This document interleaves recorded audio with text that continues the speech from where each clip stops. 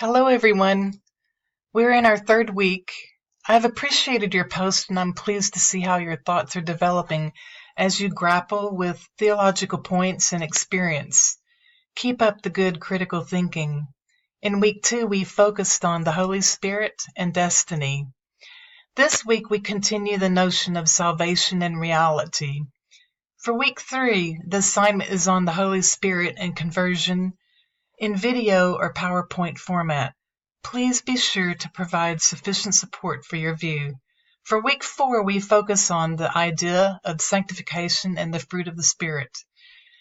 In week 5, you have some excellent resources to study as you develop and formulate your views on spiritual gifts and growth. I think overall from our study in the past couple of weeks, we see clearly Paul's effective proclamation of the gospel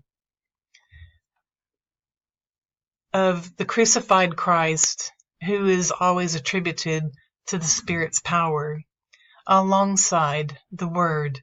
And this preaching was sometimes associated with dramatic, miraculous activity.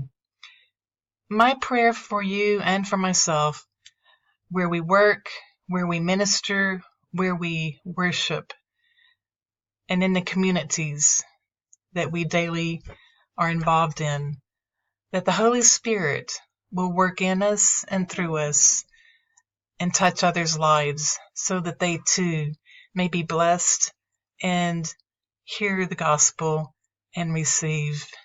God bless you in the remaining couple of weeks or so of this course as you study